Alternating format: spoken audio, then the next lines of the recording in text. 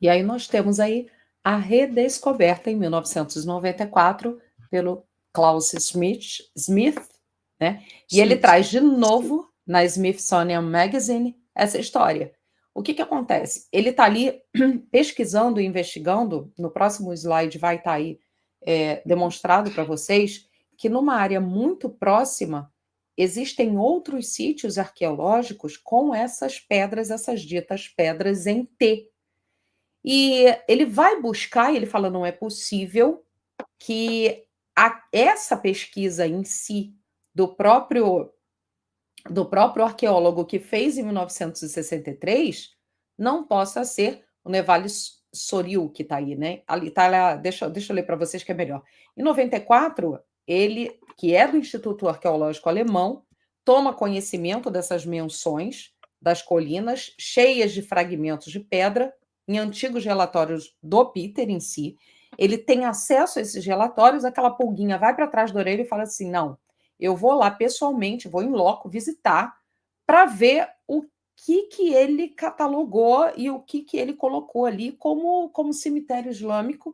Será que não é um pedacinho? E essa pedra não está ali enterrada e não é um pedaço do que a gente chama de pedra em T? E aí ele viu esses pedaços de calcário quebrado, identificou como formações que pareciam pilares e dali começaram as escavações. Ele percebeu alinhamentos com esses outros sítios, inclusive com esse que está bem perto, que é o Nevale Sorio, enfim. E aí ele fechou o raciocínio, ele concluiu que aquilo não era um cemitério em si, eram ruínas medievais, e a princípio, né?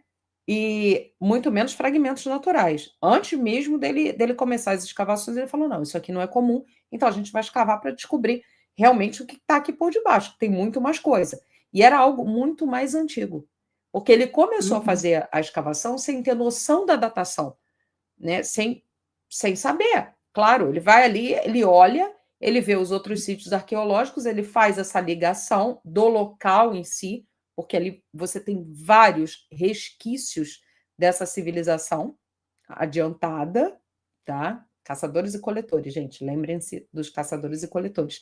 E aí ele começa as escavações. Pega daí, vai lá. Tá?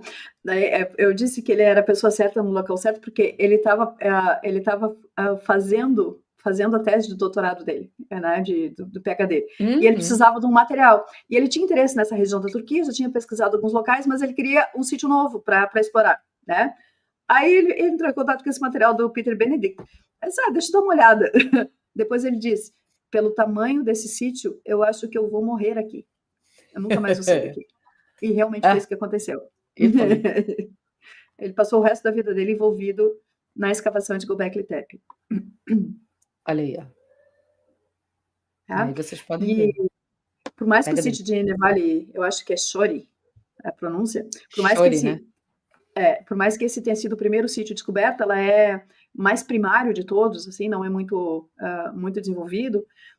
Tinham pequenos fragmentos de rocha calcária com entalhes, e foi isso que ele fez o link. Hoje são mais de 20 locais dentro de uma área de ao redor de 100 quilômetros de raio, com muitos achados parecidos com Göbekli Tepe. Tá? Interessante que depois aqui nesse mapa está aparecendo o Karahan Tepe. Karahan é um sítio mais anterior ainda mais antigo, e talvez cerca de 1000 anos mais antigo que o próprio Göbekli Tepe, e com pilares um pouco diferentes, e boa parte deles ainda inexplorados. Então hoje está sendo muita coisa nova de pesquisa a respeito de Karahan Tepe também. E o Gokun Tepe, que a gente vê no vídeo também, que é onde é aquela coisa toda, né, da teoria da conspiração, né? Sim. Aí é só uma figura para vocês terem uma ideia da questão das ruínas. O que elas tomam aí eles falam de 20 hectares, mais de 80 mil metros quadrados, é muito grande. É muito grande, a gente não tem noção, né? Porque sempre quando tem a tomada de Göbekli Tepe, vão pegar ali as colunas principais, né, que são as ditas maiores, que estão ali no centro. Gente, e é uma cara de relógio astronômico. Desculpa aí, quando vocês olham isso, diretamente vai Stonehenge. Não tem como a gente não ligar. Vamos combinar? Não tem como não ligar. Vocês olham para essas pedras, né, e não é só o olhar. O que a gente faz aqui É aquele trabalho do sentir. O que vocês sentem? Me dá taquicardia, me dá extrasístole. É muito forte essa visão. O Rodrigo pegou, o Tasca falou aí do...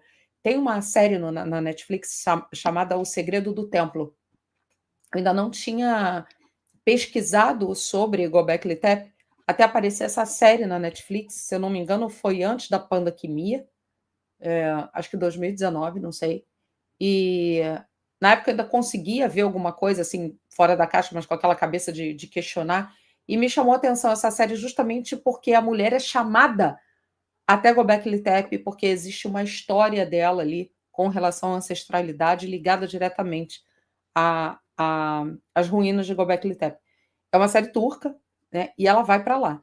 Gente, a hora que começam a filmar, eu não consegui ver a série. Eu, na época, não consegui ver a série. Eu comecei a me dar uns siricuticos, umas coisas, que a energia é tão forte que eu parei de ver. Eu parei de ver, acho que eu vi uns 2 ou 3 episódios, eu vi. Não dava, não dava. E assim, é filmado em loco, né? Você vai lá e aí tem aquela sensação, e sai do espaço-tempo, aí você vê, é a mesma coisa, na hora de olhar essa foto, você fala, gente, olha a energia desse local, né? É bem sobre isso, é ficar, aquietar e dar uma olhada. Olha o que nós temos de história aí da humanidade e a virada de mesa que a gente pode fazer com relação a tudo que nós temos aí de ponto de início, né? O ponto de início marcado da civilização em si muda. Só que oficialmente ainda não mudaram, né? E por que ainda não mudaram? Né? Pega daí. Porque não há interesse disso. Tá? Exatamente. Então aqui tem uma visão parcial, isso aqui hoje está tudo coberto, tá? Hoje eles fizeram uma cobertura protetora para esses, porque agora isso está exposto ao tempo, tá? Inclusive se vocês entrarem no Google Earth ou no Google Maps, dá para circular por dentro das passarelas, né? O Google já andou por lá, então a gente pode visitar virtualmente. Tá? Aqui a localização geográfica, de novo, né? Relacionando com o Éden. É interessante que esses achados, a gente vai mostrar algumas imagens desses pilares com mais detalhe, mas a gente vai achar muitas correspondências com muitos outros lugares. Tá? Quer pegar daí? Por que a colina do umbigo? Por que colocaram esse nome? Por que logo nesse local que a gente tem Tigre e Eufrates? Vocês lembram da escola, quando falava do rio Tigre e Eufrates? Né? Nossa, como isso era falado! Né? A Mesopotâmia, ali, né? Onde tudo começou, nesse miolo aí. Né? O que tem? Aí, a hora que a gente pega o mapa de onde está localizado a bendita da Göbekli Tepe, tá ali, ó. A colina do umbigo tá ali. A colina do umbigo tá literalmente no meio da confusão. Tá ali, nesse território, onde nós temos outros sítios arqueológicos, como a Anne está dizendo aí, a Karahan, que vem ali, o outro que é o Göbekli Tepe, que também, e se colocar, a gente não acha muita referência sobre esse terceiro que a gente está falando, tá? Que é justamente uma polêmica levantada pelo Klaus, né? E quando a gente vai olhar, aí passa para outra aí, amiga, que é justamente, ó, para vocês entenderem. Gravaram? E olha onde está a Göbekli Tepe. Olha ali. Vamos ligar. Começar a ligar os pontinhos, né? A terra entre os rios. Göbekli Tepe está localizada, né, ali no Northwestern, Nordeste, né? Noroeste. Noroeste da Mesopotâmia. Olha ali, ó. A pessoa com geografia aqui é uma benção. Vai lá. Por isso que é dita Alta Mesopotâmia, né? Alta, lá em cima. Olha lá, ó. Tá lá, no alto da colina.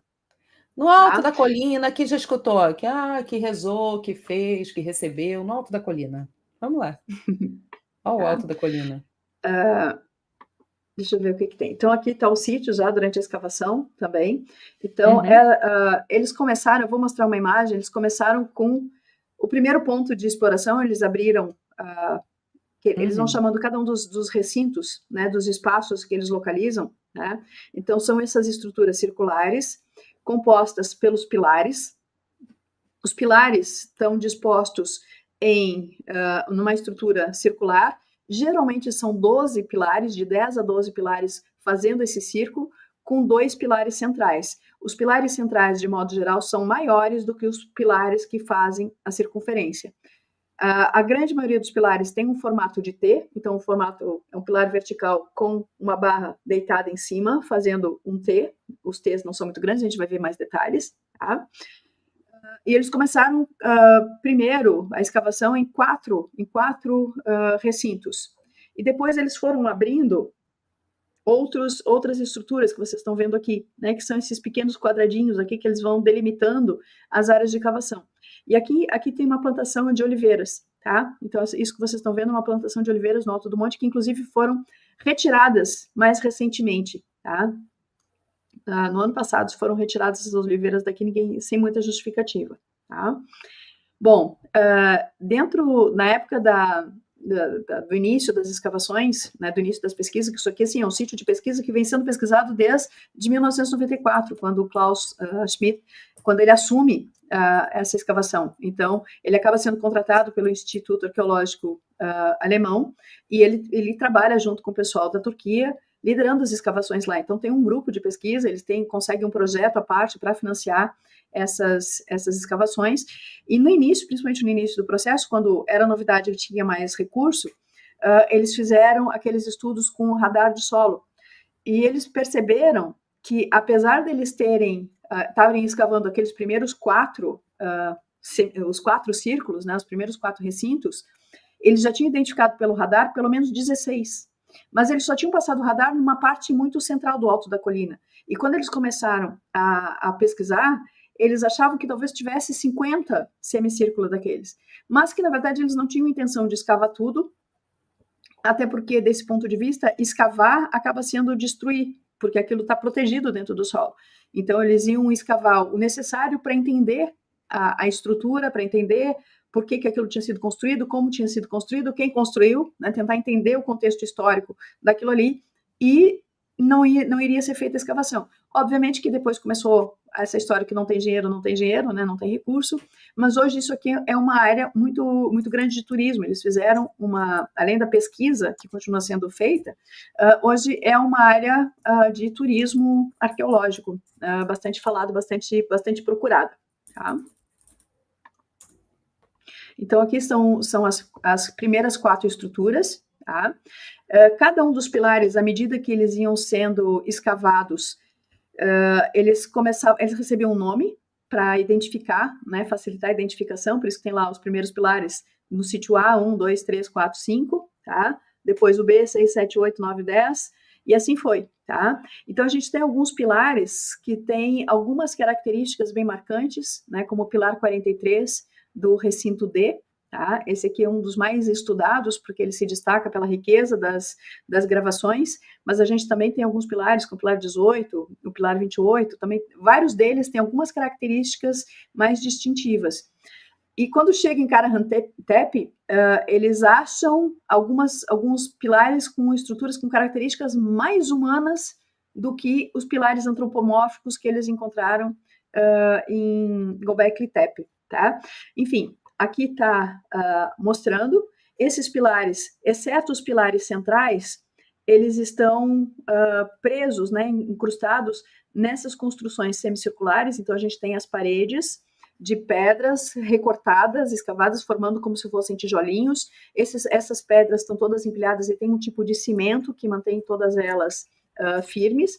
E os pilares centrais, que são os maiores, eles estão basicamente apoiados nesse ressalto do piso, que tem cerca de 10 centímetros de altura, e só estão encaixados ali, tá? Tanto que alguns eles tiveram que ser escorados para que eles se mantivessem no local.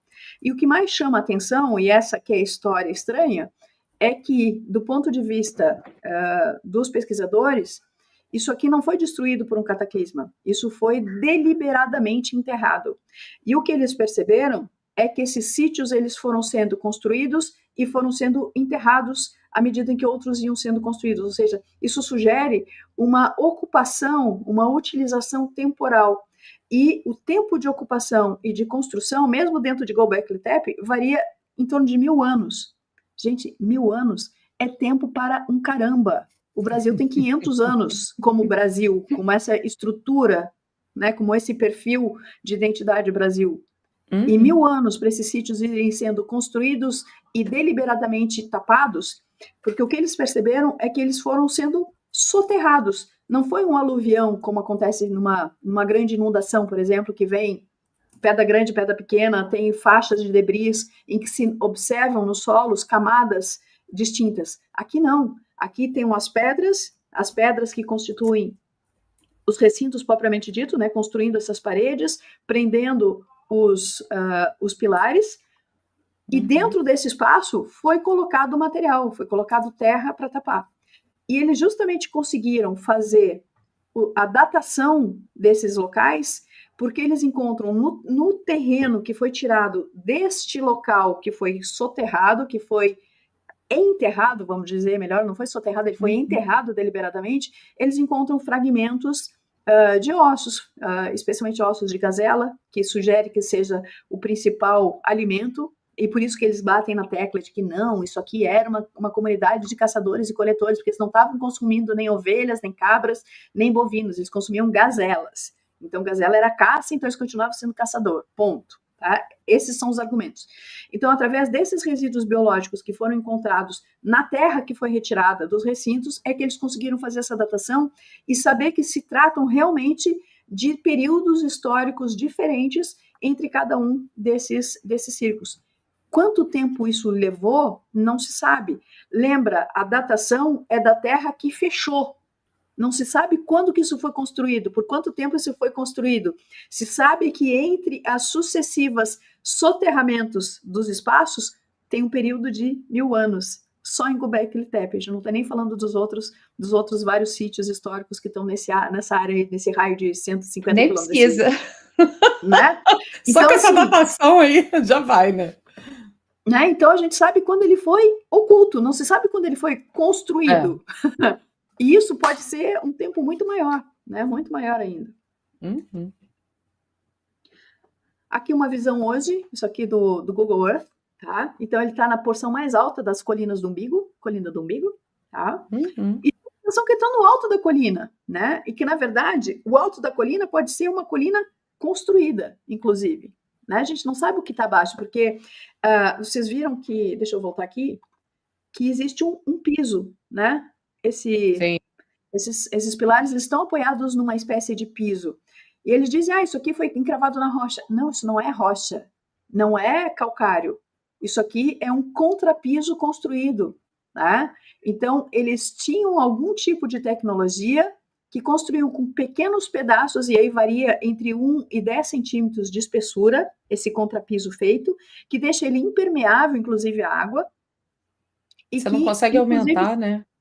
Ali, não. Gente, é muito... Olha, dá uma olhadinha, porque é muito piso. É muito liso, piso. E sugere, para conseguir esse tipo de tratamento com calcário, ele tem que ter sido submetido a temperaturas de pelo menos 600 graus. Altíssimas. Tá?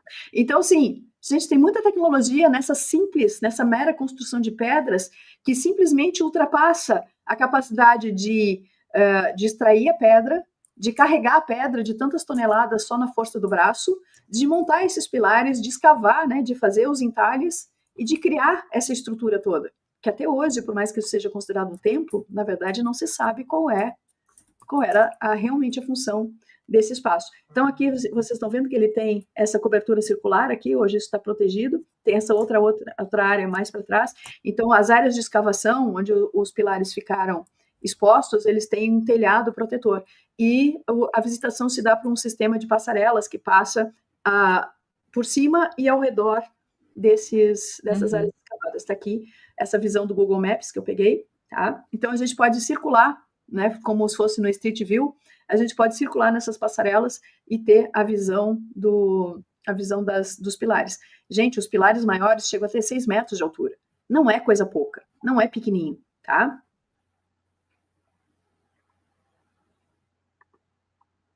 E aqui a gente chega no senhor Klaus Peter Schmidt.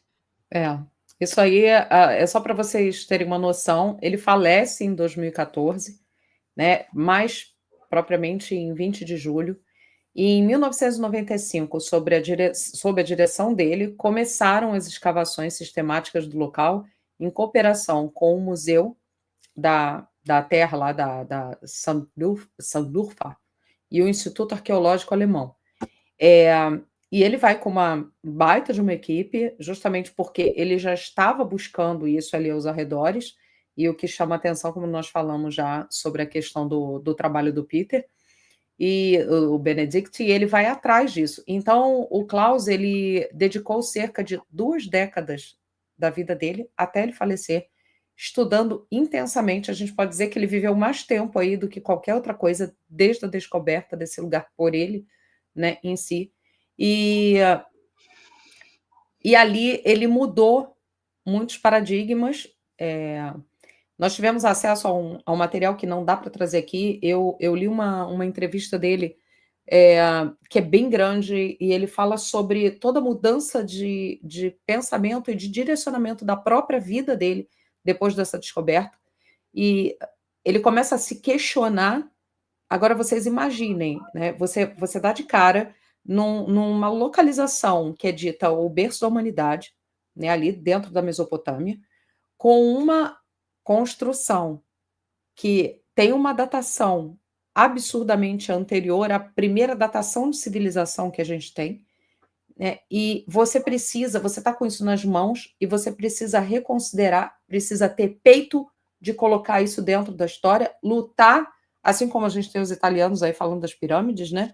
Lutar para que isso venha, né, venha a público, porque imagino o que ele não deve ter passado com isso. Dentro da entrevista ele fala um pouquinho sobre toda a resistência acadêmica que ele teve, e assim, o que a gente precisa de provas em coisas que são básicas, precisa muito mais quando você vem com uma história dessas, que muda completamente a história.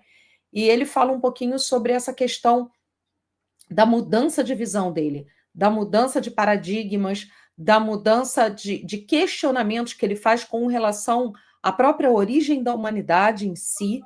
Ou seja, ele começa a se questionar de muita coisa. E nessa entrevista é interessante que ele começa a falar, e ele falou: eu nunca pensei, eu como arqueólogo, né, e dentro do meio acadêmico, do meio científico, eu comecei a me questionar sobre questões de energia, por tudo que eu passei ali, né, intensamente vivenciando, colocando a mão, né, literal, em coisas que eram inimagináveis para mim, com uma datação absurda e com uma questão muito forte de energia, e que eu comecei a aprender a lidar, né? E daí que ele ressignifica muita coisa, ele entra em parâmetros de renascimento em si da questão de todas as crenças, né, do que ele vai trazer. E aí tem a tal da fala polêmica dele, joga para o outro aí que eu boto para ti também, que a fala polêmica, que é essa daqui, ó. Ele afirma que Göbekli Tepe foi sepultado, isso está na Smithsonian, na reportagem também, uma entrevista que ele deu, deliberadamente, e que o material de solo que cobre os locais é trazido pelo homem, não por fenômenos naturais. Isso daí é uma bomba jogada pelo Klaus. Porque quando ele fala que o que aconteceu ali foi que esse local foi enterrado propositalmente, e ele traz isso a público, magicamente isso foi entre 2009 e 2013, ele em 2014 falece de um ataque cardíaco nadando, né? Ele praticava esportes, ele falece, ele desvive num ataque cardíaco. Tá? Então, essa fala, vou jogar para a Anne um pouquinho. Então, traz aí. Tanto assim, se vocês procurarem sobre o nome dele no YouTube, vocês vão achar de pelo menos uns 15 canais diferentes a mesma thumb que é uma cara dele gerada em desenho de inteligência artificial, com uma cara apavorada, como se estivesse no hospital, e ele dizendo, eu preciso contar essa verdade, o mundo precisa saber essa verdade sobre Göbekli Tepe. Né?